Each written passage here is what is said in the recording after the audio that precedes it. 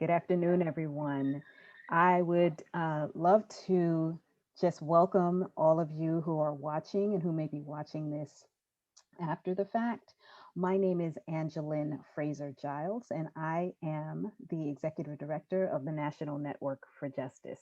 The National Network for Justice is a nonprofit organization that assists state-based organizations who are seeking to reduce jail, prison, and detention populations. And today I'm so pleased to have a dear friend of mine and the executive director of another organization who is also an NNJ member.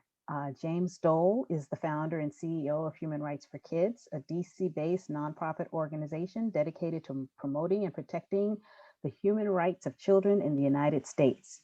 HRFK uses research and public education, coalition building, and grassroots mobilization, as well as policy advocacy and strategic litigation to advance critical human rights on behalf of children.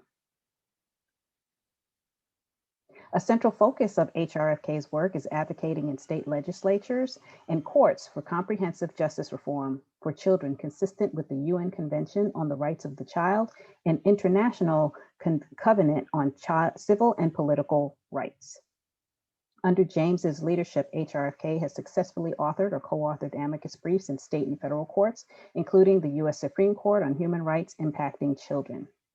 Last year, HRFK filed a historic amicus brief on behalf of children convicted by non-unanimous juries in Louisiana and Oregon in the U.S. Supreme Court, arguing that their 6th and 14th Amendment rights had been violated by a racist law designed to criminalize Blackness.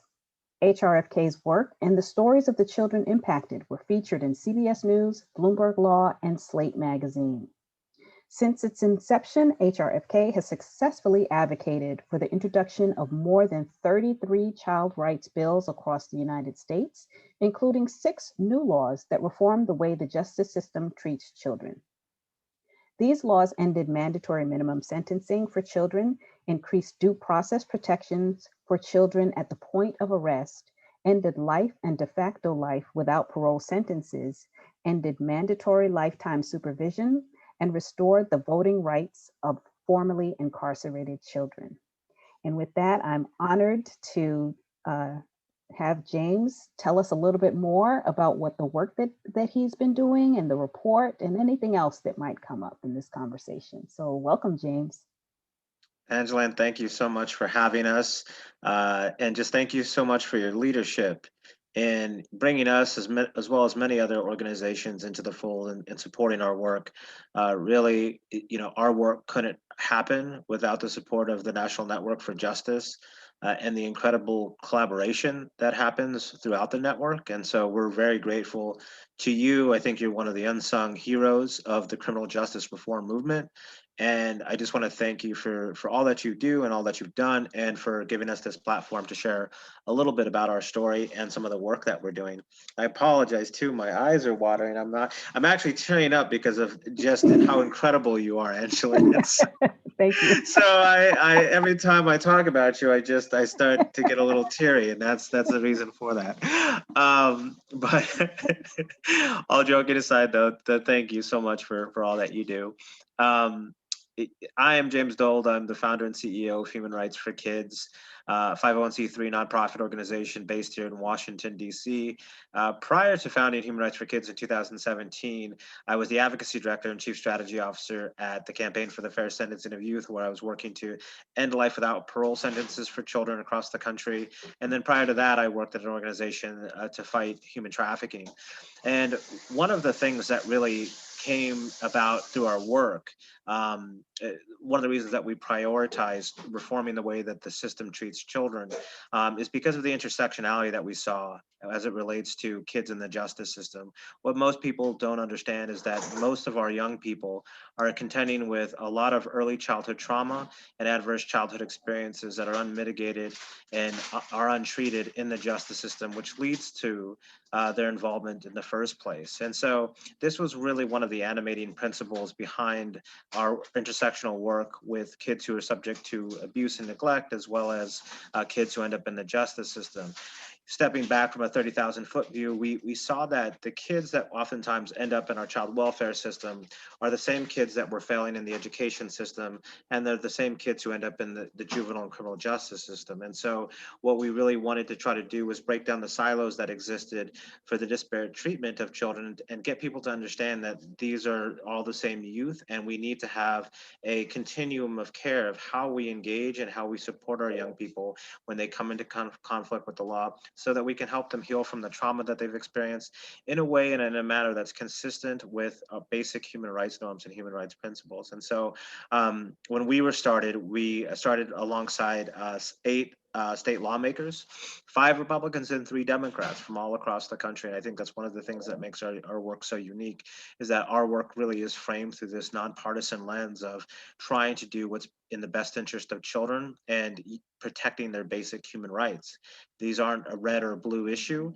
This is a human rights issue at its core. And so our work is aimed at trying to get the rest of the country to understand that and to put out a model and a blueprint for how we can go about changing the way that children are treated in the criminal justice system. And so against that backdrop, in addition to the litigation work that we were focusing on, we were doing advocacy work across the country, trying to get folks to understand how human rights law informs the way that we should be treating children who come into conflict with the law. And so, in 2020, we released the first ever model criminal justice reform bill that basically highlights a number of different reforms that we think states should be embracing to better come into compliance with these human rights norms. And then in the fall of last year, we did a comprehensive analysis where we rated all 50 states and the District of Columbia on how well or how poorly they were protecting the human rights of children based on these 12 categories of law that were directly informed by the Convention on the Rights of the Child, as well as the International Covenant on Civil and Political Rights, which you alluded to earlier, Angeline. And all of this really came on the heels of a 2018 report from the Inter-American Commission on Human Rights. The Human Rights Commission released a scathing report admonishing the United States for our rampant abuse of children's human rights at the local, federal, and state level.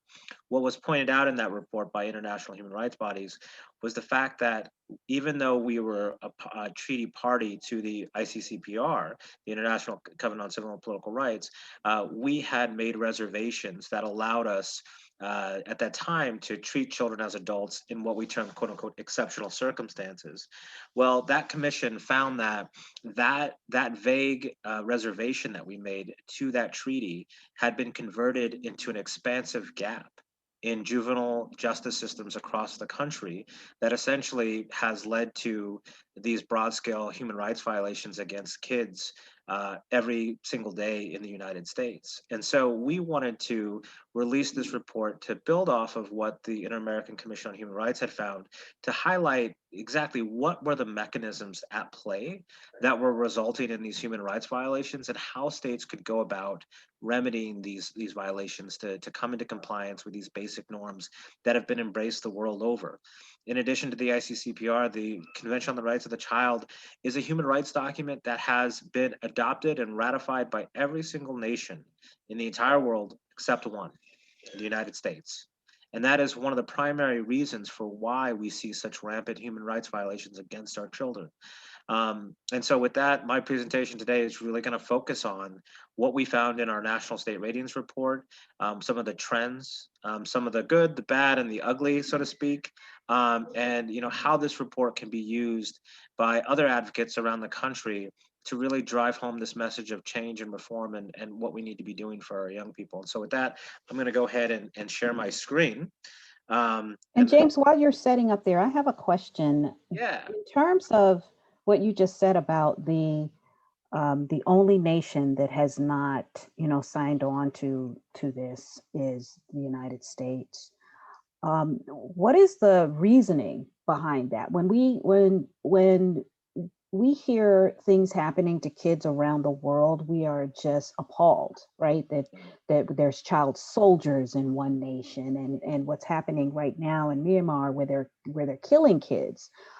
We are always so outraged at what's happening in other countries, but we tend to not want to look internally at what is happening in our own country. What is the reasoning given? I mean, there's a lot of treaties that we don't sign on to for a variety of different reasons. And it's always amazing to me how we tend to point the fingers at other nations. So what's the reasoning behind this?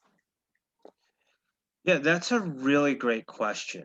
And so the CRC, interestingly enough, was a treaty that was ratified by the United Nations in 1989, 30 years after the adoption of the Declaration on the Rights of the Child in 1959.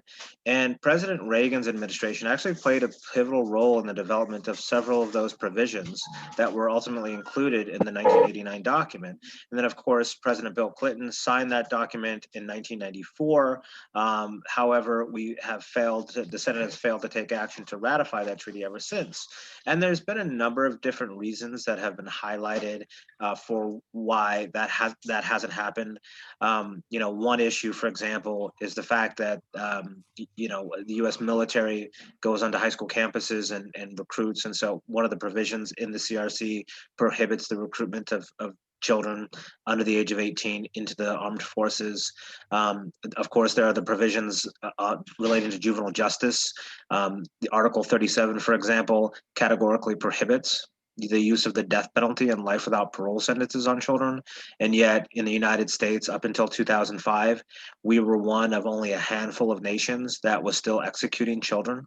The Supreme Court finally got rid of that in a case called Roper v. Simmons, where Justice Kennedy actually highlighted the fact that we were among nation states like China and Iran and a handful of others who had carried out these executions when we imposed the death penalty on children.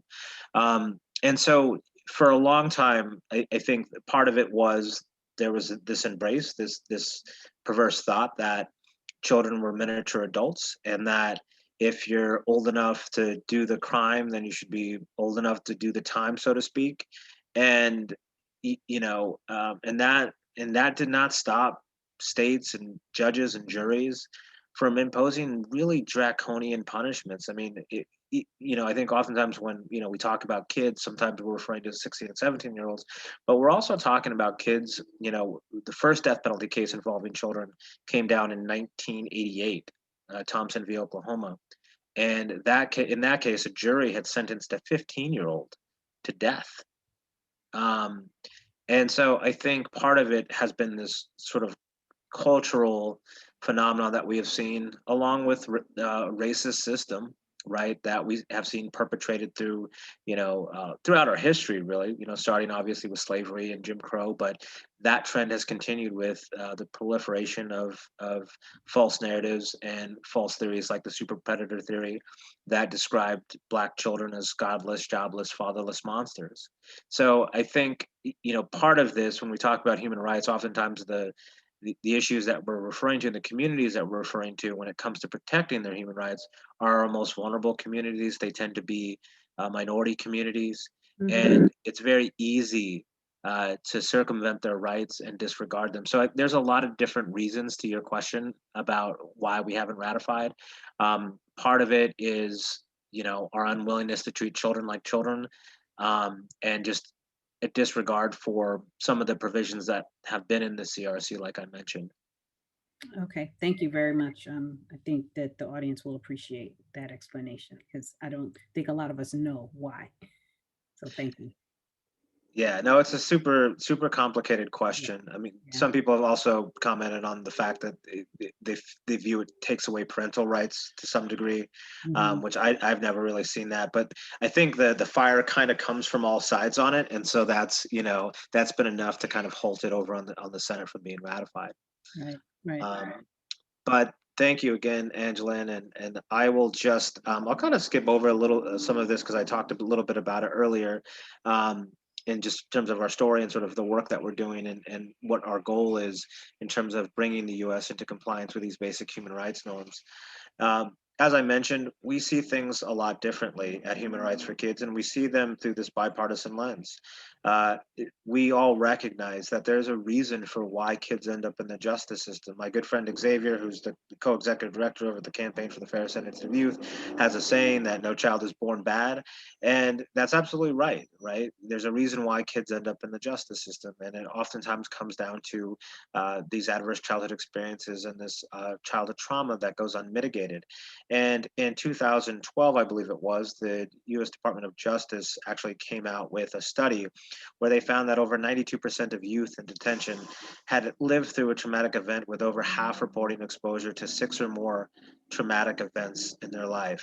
And the most common form was witnessing violence, oftentimes violence in their communities, as well as violence in the home, domestic violence and the like. And so we cannot underestimate the impact that this has on a developing mind and a developing child, especially when we see the recurring narratives come up of children in the justice system, where there's always the same pattern of story. It's a kid who grew up in a home where they witnessed domestic violence on a regular and ongoing basis, where they were physically or sexually abused, where they saw violence in their community on a regular and ongoing basis. And sometimes that became the mechanism by which they felt that they had to join a gang, for example. One of the things you mentioned earlier, Angeline, was that, we recognize all of these different abuses that happen in other places of the world, like child soldiers, for example. But we actually would argue that we have child soldiers right here in America. We just haven't recognized them as such. And those are kids oftentimes who are involved, very young children who are involved in gangs, where it's a matter of survival oftentimes. And people oftentimes don't have the ability to sort of step outside themselves and understand why a kid ends up in that situation. But oftentimes kids are growing up, especially these children that we're talking about, are growing up in communities where there's a lot of violence. There's violence in the home, community, and it's easy for a young 10, 11, 12-year-old kid who doesn't have a whole lot to be easily preyed upon by older adults and end up joining, a clique or a gang where, they have that brotherhood, they have shared camaraderie, they have this sense of a purpose and caring that they don't have at home. And so one of the yet undiscovered or untalked about elements of child soldiers in the world, I think, is this phenomenon of young children who end up in gangs. And I think that is actually sort of the next iteration of the anti-human trafficking movement, where child soldiers are actually recognized as a form of human trafficking under international law, but it hasn't quite sort of taken on the same hold here in the United States, although research is currently ongoing in places like Chicago, where there's some really incredible researchers beginning to put together those pieces to help folks understand that this is a phenomenon that's happening in our inner city communities as well.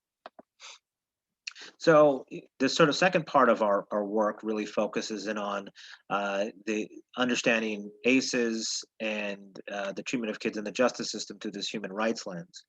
So we've specifically highlighted a couple of provisions here that informed our report.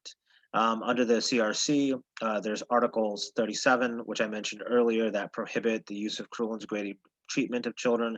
That includes things like the use of solitary confinement, as well as the punishments that I mentioned previously as well, life without parole and the death penalty, for example. Article 39, and this is critical for our work at the intersection of the issues of child abuse and neglect and harm and children who come into conflict with the law. Article 39 states that parties shall take all appropriate measures to promote the social reintegration of a child victim of any form of neglect, exploitation, or abuse. And so our hope is sort of through shifting this lens and understanding that these kids in our justice system are the same kids who we would otherwise look at as victims in the child welfare system, are the same kids. We have an obligation to them then to help them heal from the harm that they've experienced, as well as the harm that they've caused, in order to reintegrate them back into society.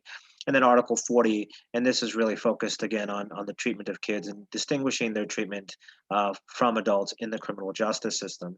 There's another article that's missing here, and that's Article 25, and that really is about kids who do come into the system when they are subject to lengthier detainment or incarceration, the need to review their cases on a regular and ongoing basis, and to make sure that once they have been rehabilitated, once they have been healed, that they are socially reintegrated back into society. And then the ICCPR, like I mentioned, Articles 10 and Articles 14 are the two articles that, again, and this is a treaty that we are a party to, where we can be held liable and accountable under international human rights law, and we are, again, saying that we have this obligation to treat children differently. They must be separated from adults, and that means not holding them in adult jails or adult prisons. And then also having different standards by which we treat them, not sentencing them by the same standards that we use for adults. So this is the quote that I was mentioning earlier from the Inter-American Commission on Human Rights in the report in 2018, just referencing the U.S. as a treaty party to the ICCPR, the reservation that we made about treating children in the adult system under extreme and limited circumstances, and the finding of the commission that that wasn't the case, and that this reservation really had been transferred into an expansive gap, resulting in the violation of children's human rights on the federal, state, and local levels. I mentioned earlier the model law that we had developed. It's on our website, so folks want to take a look at that. So anybody who's looking to remedy some of these human rights violations that are happening in your home state, here's a great example of model language that has been adopted in states around the country. We try to profile, some of the states that are doing the best on these issues, for folks to take a look at and say, okay, let's use California, or let's use North Dakota, or whatever the case might be in terms of the state that's doing well to protect children on that specific issue. So the national report itself, I will say, kind of as a little bit of background, we examined these 12 categories of law that are informed directly by those provisions from the ICCPR and the CRC. And they're kind of broken down into these 4 different categories. It's the point at which children enter the justice system, so the point of arrest, as well as when decisions are made about which court will have jurisdiction over them. The treatment of children as adults, so at what point can children be treated as adults, and what are the protections that need to be placed if they are going to be treated as adults.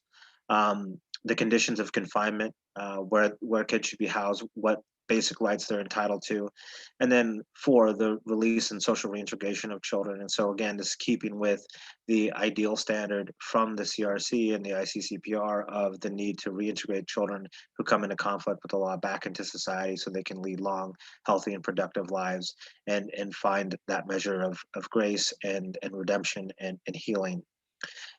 This report, I should say, it's a tool from our perspective. It's a tool for advocates, it's a tool for policymakers to get a sense of what's happening around the country, where their state ranks, and what they can do to promote these broader human rights principles. That being said, it's not an end all be all. It's not a panacea, so to speak, about everything that needs to happen in order for us to feel good about juvenile and criminal justice reform for kids. We really see this as kind of a floor. If you haven't met these bare criteria, then you are in violation of children's human rights in your state in that specific area. And it's by no means, where states should aim to go, but at a just base level of where we'd like to see the nation go. It's really about educating and inspiring policymakers and advocates to take action, and helping to unite the broader field around a common purpose and a common vision. Now, there are some shortcomings of this report. I just want to highlight at the beginning, because sometimes I get emails, surprisingly, from defense attorneys sometimes, who are like, you gave us more credit than we deserved. You say we're doing better than we are. And I want to respond to some of that, because usually it's the opposite. You get emails and phone calls from folks saying that their score should be better. So number one, the first criticism of this is that we just looked at statutory books that were on the policies that were in statutory code, right? So we did not analyze legal framework under the case law of different states, right?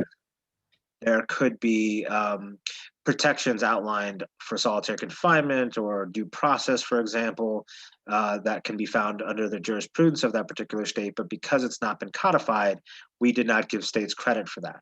Similarly, under the regulatory framework of the executive branch, even if, for example, the Department of Justice or the Department of Juvenile Services says, you know what, we've adopted these model regulations, we're not going to place kids in solitary confinement. States still would not get credit for that unless it's been codified by the legislature. And so that is a limiting principle of this report, is it is just focused on laws that are on the books. The other limiting principle of this report is that it is not an indication of how well, or how poorly for that matter, these laws are being implemented by state authorities, right? So it really is kind of a first step in getting this bigger picture of how we treat kids in the justice system into fuller focus. And the next iteration of this is really analyzing and understanding how and whether or not states are actually implementing these laws effectively. Because you can have all the laws on the books, but it doesn't mean a hill of beans unless it's being implemented effectively. And that's something that we definitely recognize. But for the purposes of what we were trying to accomplish in this report, it really is just focused on the statutory framework and giving policymakers and advocates a tool to use. So basically, you're saying that the report is not anecdotal in that you looked at specific cases to see where they were implementing the statute as it exists. You just looked at the statute as what is supposed to happen in the statute, not necessarily what is happening. That's right. That's right. And I think that's really important context for folks who are reviewing the report, because you could be a state like Connecticut, for example, that did comparatively well, compared to other states. But you might know that there's a lot of rampant violations going on when it comes to, where kids are housed, and, the fact that solitary confinement might be being used on them on a regular basis.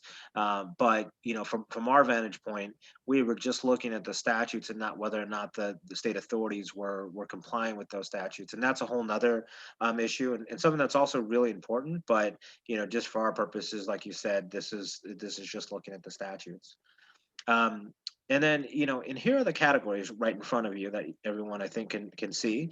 Again, 12 categories of law. And for each of these, states could, depending on the category, earn 1 point or sometimes a half a point, depending on the category, and whether or not they had a law that was in line with what we were looking for. Again, it starts here with due process that focuses in on whether or not states require that children have the opportunity to consult with their parents or legal counsel before they can be interrogated by law enforcement, or whether they can waive their Miranda rights. We saw this as, really the most important piece when children enter the justice system, because they don't understand their constitutional rights. Again, it's something that's directly found in the CRC, where it's spelled out that as soon as a child is detained, they must be provided with legal assistance. And, in addition to having a basis in human rights law, it is also something that the American Psychological Association and the American Academy of Psychiatric Care has also encouraged and adopted resolutions on states to adopt these sorts of protections, because kids just don't have the ability to understand their constitutional rights. They don't understand the ramifications of waiving them, and that having a protection like this in place is absolutely essential to safeguarding their fundamental human rights. And so our first category starts off there. And then I won't go in as depth on each of these, but establishing a minimum court age. So when we talk about the school to prison pipeline and the proliferation of that, really at its core, the beginning or the starting point for that is our failure to have established a minimum age by which kids can be even adjudicated delinquent. Right? When we have states that allow 5- and 6-year-olds to be arrested and placed in the juvenile justice system, that's what starts the school to prison pipeline. That's why we are in this current state where we are. It's also a violation of human rights law. And the CRC is very clear on this, that nation parties must establish a minimum age, and the Children's Rights Committee has actually specified that it should be 14. The previous iteration said that it should be 12. And so for us, when we were looking at this, we set a minimum age of at least 10 to be in compliance with human rights standards, but really states should be aiming higher, 12, 13 years of age. Maximum court age, this is making sure that the juvenile court has jurisdiction over all children under the age of 18, that young children or older teens are not excluded from the juvenile court jurisdiction. Adult courts, this is important because this is specifying the age at which children can be subject to adult court jurisdiction. Now, I should pause here and say that certainly it's our belief that we shouldn't have children in the adult criminal justice system, and there's a lot of organizations that are working toward that principle. In practicality, every state in the country allows children to be transferred and tried in the adult criminal justice system, and so we're operating within the U.S. framework where we're trying to move the nation into a better place than we are now. And unfortunately, the place that we are in now is a place where children as young as 10 years old can be tried as adults. And so what we're trying to do is say at a bare minimum, 14 is the standard that we need to meet, basically getting kids out of the kids that are in middle school out of the adult criminal justice system. So it kind of looks like this. If you're in elementary school, you can never come into the justice system whatsoever. If there's a behavioral problem, if a child comes into conflict with the law, it should be a child welfare issue. If you have a child who's in middle school and they come into conflict with the law, that's where the juvenile justice system could be appropriate for dealing with that behavior, depending on the issue. Again, the focus is treatment and services, not incapacitation, not throwing the book at the child, or even removing them from their community. The focus should be treatment services within the confines of the juvenile system, and making sure that for all of those young kids, at a bare minimum, they are never able to be transferred and tried in the adult system. And then for kids who are of high school age, that's where states are going to have more flexibility under this report to be allowed to try them in the adult system, subject to the second part of this. So this is actually a two-part category: prohibiting kids under the age of 14 from being tried as adults, and number two, not allowing direct file for children, making sure that before a child can be transferred to adult who's between the ages of 14 and 17, that they actually have to have a hearing before a juvenile court judge, and their case has to start in juvenile court. And so it's a two-part category. And then for kids who are subject to the adult criminal justice system, this is where we need robust reform to make sure that if this is what states are going to do, then we need to make sure that the system has greater flexibility so that we aren't imposing the same mandatory minimums on children that we are as an adults, that we completely reform and change the way that the adult code functions and treats children. So that starts with authorizing judges to depart from mandatory minimums, eliminating the felony-murder rule for children, ending life without parole sentences for children, and then creating a safety valve that so after no more than 15 years, no matter what, a child comes up for eligibility for review, and that can be from a judge or from a parole board. But again, the focus is on if a 15, 16, 17-year-old is tried as an adult, they have to have review by a judge or a parole board by essentially their 30th birthday, in order to be in compliance with these basic human rights standards. And then, of course, conditions of confinement, ending the use of solitary confinement on children, banning the use of incarcerating children in adult jails or adult prisons. This is something that's rampant throughout the country that we'll talk about in a little bit. Ending the application of mandatory post-release supervision for lengthy periods of time, and then voting rights restoration. Let me ask you, because you said something that I thought was interesting, that all states now can just transfer a child to adult court, and each state is different in terms of what that age is, correct? That's correct, yes. And once the child is transferred to that adult system, and this was the last point on your previous slide, in terms of them receiving their rights to vote, it's also dependent on that particular state, what that state statute says about someone formerly incarcerated, because then they become someone formerly incarcerated, regardless of whether or not they went in as a child. That's right. So they're subject to those restrictions also, depending on whatever the state allows. That's correct. And it's a really great point that you bring up, because some of these categories are interrelated. So for example, there are many states where if, for example, you committed the crime of first degree murder, many states have, or used to have, mandatory life without parole. And some of those states never had eligibility for parole from a life sentence. So Arkansas is a great example here. So in their state constitution, uh, you cannot vote if you are on parole until you finished your term of parole. And yet, for everyone else in their criminal justice system, there's the ability to be discharged from parole after a certain period of time, except if you have a life sentence, because this wasn't contemplated, but based on how their laws were structured. And so the interplay between the two was that when we had kids who started to come home from serving these life without parole sentences, and they were now on parole for the rest of their life, they were, again, going to be, forced to pay a fine to remain on parole for the rest of their life, but also they were never going to be able to vote. And so it was really important to be able to create mechanisms that allowed discharge from these lengthy parole supervision, as well as having this provision in place that allowed their voting rights to be restored. And so some of these categories interact in that way. The same thing, for example, with the use of solitary confinement and kids in adult correctional facilities. So what you'll see oftentimes is many states will receive partial credit for that category because they'll have passed a provision that says kids under juvenile detention facilities can't be placed in solitary confinement. Well, that's great. But if you allow kids to be subject to the adult criminal justice system and they're incarcerated in an adult jail or an adult prison, oftentimes they're placed in solitary confinement for what is termed, quote unquote, their own protection. They call it administrative segregation. So it's a de facto form of solitary confinement, which again is a human rights violation. And so sometimes, states will only get partial credit for having a provision in place that bans solitary confinement because it only applies to kids in the JJ system.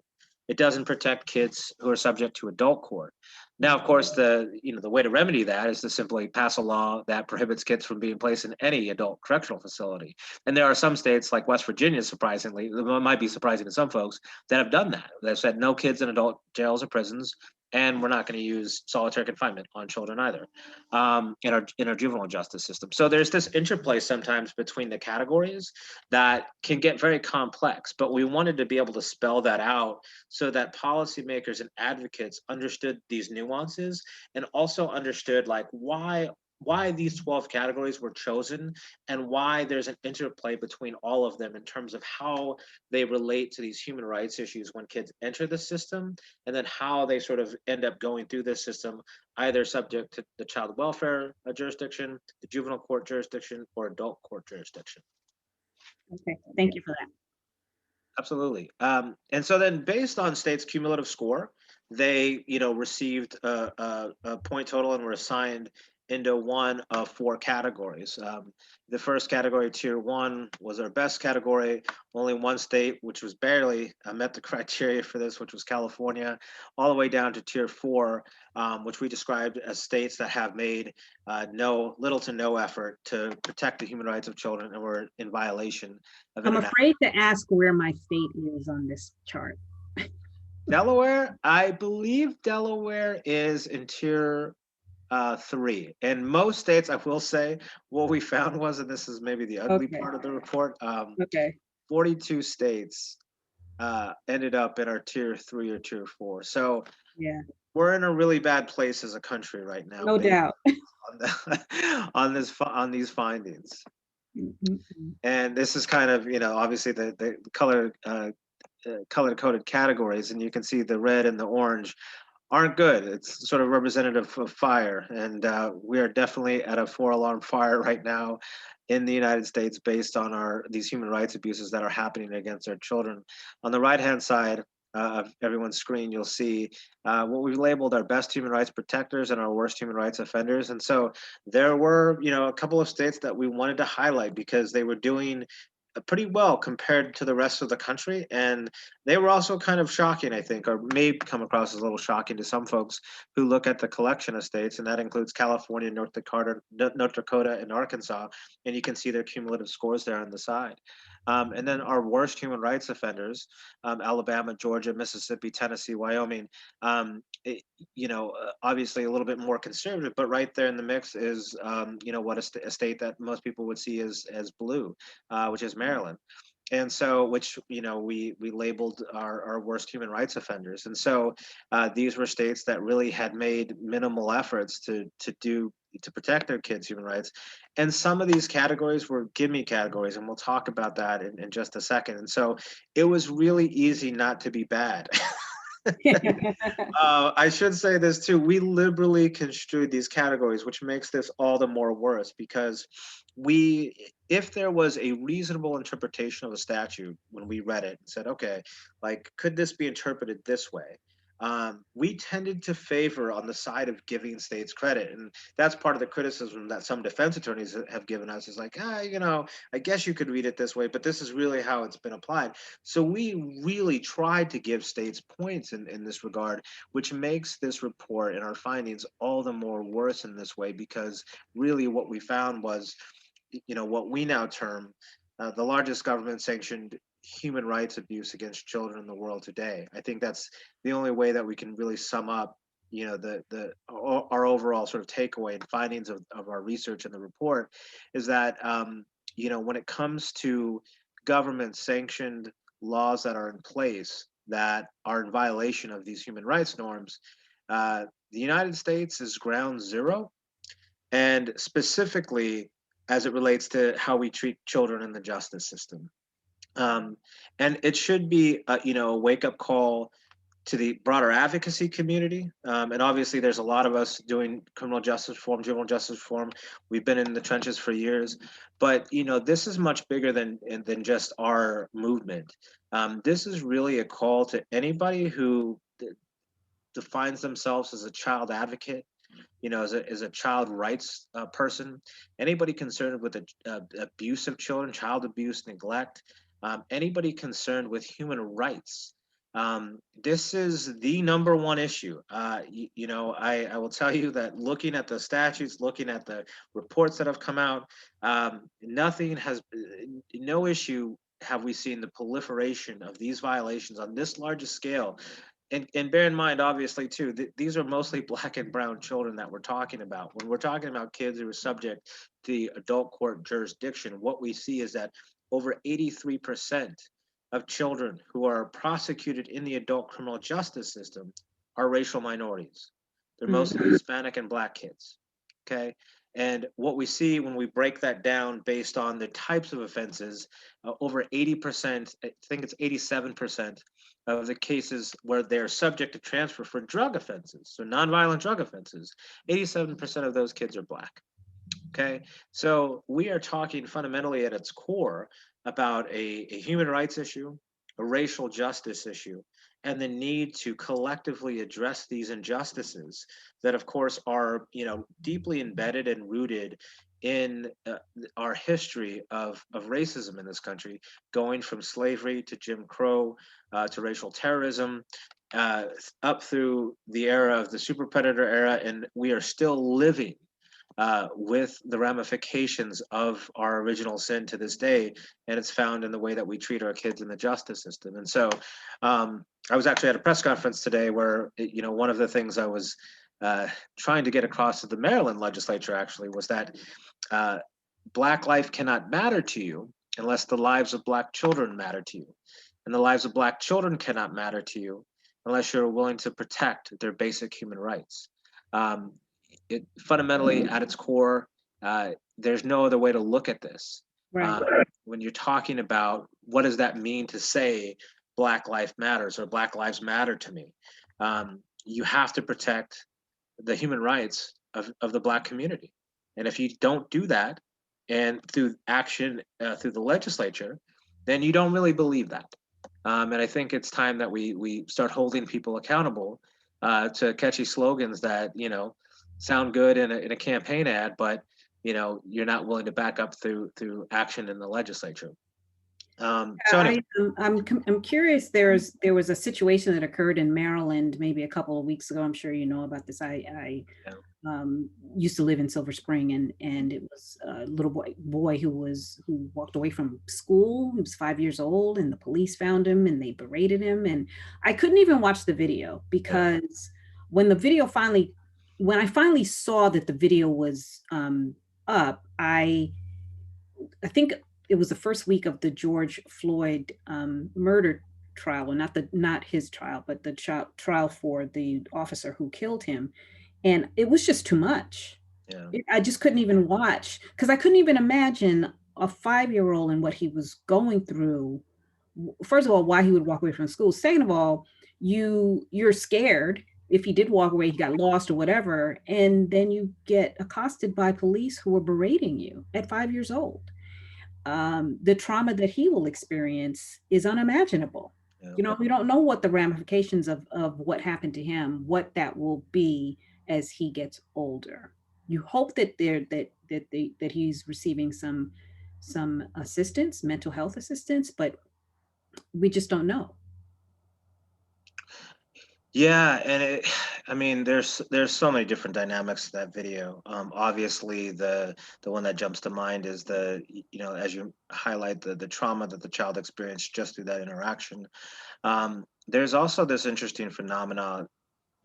There's a great book called Locking Up Our Own by James Foreman Jr., who in the book he talks about the complicated relationship in the Black community to sort of these policies that have helped us promote mass incarceration. And one of the things, whenever I see this or I see these videos, there was a similar video of a little girl in Florida who I think she was 6 years old when she was arrested, and the officer in that case was similarly Black, and the officers in this case in Maryland were also Black.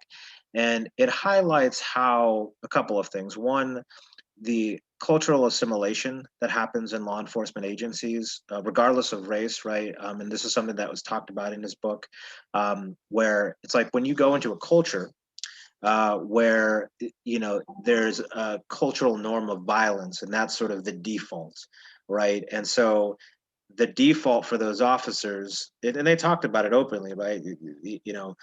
He should be spanked, and violence should be used against this child instead of talking to him, right? And talking to him like you would a 5-year-old. And so there's this normalization that happens within the institution itself, but also within the community, right? Because when we're talking about generational trauma and the harm that befell our ancestors, right? Having to watch or be terrified of being, your child being lynched or you being lynched, having to run the Great Migration, leaving the South in droves because of the wide-scale bloodshed, that trauma leaves a mark. And that trauma is passed on from generation to generation. That's why, we talk about generational trauma in this way. And that's a whole nother aspect that I know we don't have time to get into that. But when I watch those videos with officers in those scenarios, and the officers happen to be Black, that's where my mind goes, as well as James Foreman's book and generational trauma, and how to sort of uncouple that and begin to talk about. But that's outside the scope of this discussion. But Right. I think really a really important component of the broader criminal justice reform movement, because at its core, what we're talking about are communities and people who've experienced trauma, which is why our kids end up in the justice system to begin with. And so we have to understand that in order to move past it. But anyways, so broader key findings here. Like I said, the good, the bad, and the ugly, with the best states, the worst states, and then with most of the country in violation of these basic human rights norms. And then I wanted to kind of go through some of these categories on their own a little bit before we wrap, because I think it's really fascinating, and it breaks up the conventional narrative, I think, that a lot of people have when they think about who's doing well on these issues, who's doing poorly on these issues, where's the country as a whole. Due process, the first category, was an area that, we noted that there was a lot of there's still a lot of growth needed on this nationally. There's only a handful of states that received full credit, and even those states don't have necessarily the best provisions in place. The best provisions right now that do exist are in California.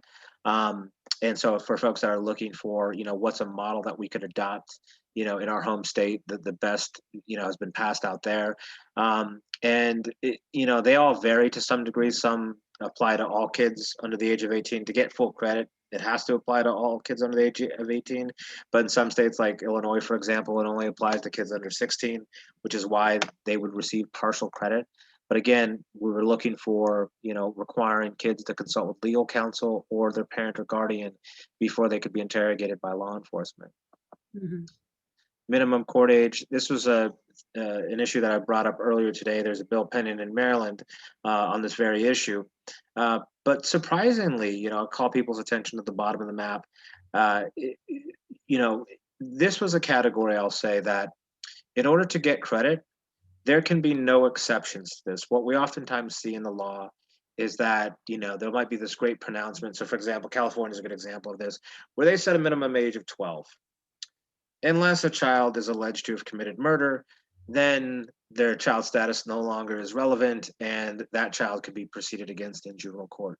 The problem there is that if we're saying that children under the age of 12 simply do not have, or even under the age of 10, do not have the mental capacity to develop the mens rea requirement necessary to hold them criminally liable, then that applies to all offenses. There can be no exceptions to this. And so there's only a handful of states that really got credit for this category, because in order to get credit, you could not have any of these exceptions.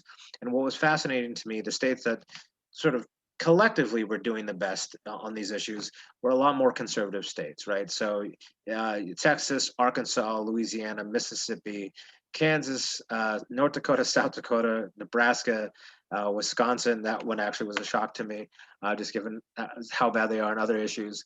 But these states collectively set this minimum age of 10, no exceptions. And so this is a really important component of human rights law that has to be embraced, and that we hope more states will follow the lead of. I don't say this often, but for any liberal states that are out there that are listening, be as progressive as Mississippi on this issue. Maximum court age. Again, this was a gimme category. Almost the entire country is filled in, right? So right off the bat, states got 1 point just essentially for making sure juvenile courts apply to kids under the age of 18. Adult court jurisdiction. Now, again, this was the category where you had to prohibit kids under the age of 14 from being subject to adult court jurisdiction, and to get full credit, which only one state, and that was Kansas, got full credit, you also had to prohibit the direct file of children into adult court, no exceptions. That means they start off in juvenile court, and before they're waived, a judge makes that determination that they should be transferred and tried in the adult system. Again, at least when it comes to the partial credit that states receive for prohibiting kids under the age of 14, an interesting collection of states, Texas, Arkansas, Louisiana, Alabama, South Carolina, North Dakota. Notably missing from this group are states like Illinois and Maryland and New York and Vermont and New Hampshire and Maine and Washington State, right? So when we talk about these issues being nonpartisan, this is sort of what we mean. When you begin to really analyze some of these categories, what you find at its core is that there are some conservative states that have looked at the science, have looked at the evidence and said, 13-year-old, that's just too young. We're not going to try them as an adult. We're just not going to try them as an adult. Whereas in other states like Pennsylvania, they are perfectly fine starting kids as young as 10 in the adult criminal justice system. And the rest of the world is kind of shaking their head like, what the hell are you doing? And this is the state of things in America. And so again, our hope to this report is that this will be a wake-up call to human rights activists and to the broader movement, that these categories are essential when we're talking about what criminal justice reform means for children. And again, like I said, I don't want people to misconstrue what we're saying. When we say 14, we're not saying that we believe kids should be tried in the adult system. We're saying this is a bare minimum, a floor that we need to create as a nation to protect the basic human rights of our children. Mandatory minimum sentencing reform. So this is something that we need a lot of work on here in the United States, and this is giving state judges the flexibility to depart from mandatory minimums. There are only 3 states and DC that received credit for this category. And again, you had to make sure that judges had this flexibility to deviate from mandatory minimums. Nevada got partial credit because they do allow judges to deviate from all mandatory minimums up to a certain percentage, but not from all the full mandatory minimum. And so they got partial credit for that. Felony-Murder Rule, this is another one. You know, we see kids all the time. You know, there's so many kids out there who get caught up under the Felony-Murder Rule. They're with a group, they decide to go steal some beer. Kid serves as a lookout. You know, kid goes in, has a gun, the other kids don't know, fires the gun, kills the store clerk. Now all of a sudden, all of those kids, you know, are going to be prosecuted with murder.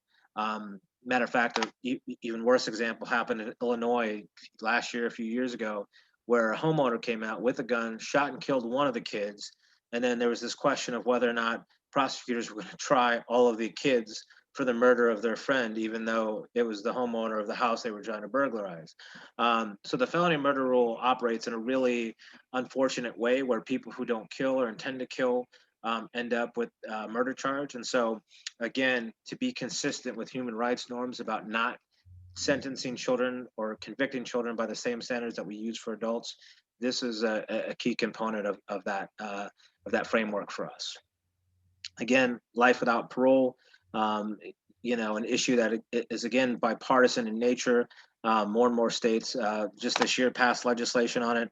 But again, at a minimum, you have to prohibit life without parole, and you can have no exceptions. New York has some exceptions for crimes that are eligible for life without parole, so it didn't receive credit. Same thing with some of the other states in New Mexico. So this was one of those categories that we drew a very bright line in the sand. And then release safety valve. This is making sure that we get at de facto or life without parole, these extreme sentences. So again, having a safety valve so that no matter what a child does, after 15, 20 years, whatever the case may be, they have to be eligible to have their sentence reviewed and potentially released from prison if they've shown that they've been rehabilitated and are no longer a danger to society. Solitary confinement.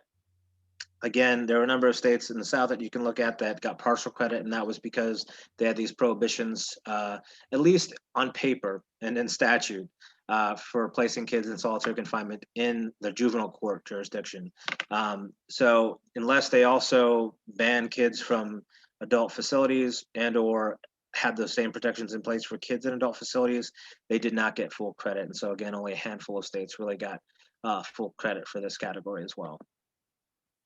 This is a big one. You know, I think a lot of people, there's a misconception out there that because the Juvenile Justice Delinquency and Prevention Act states that there must be sight and sound restrictions for youth who are placed in adult facilities, that is, you know, that has created sort of a framework that has moved us away from this phenomenon of incarcerating kids in adult jails and adult prisons.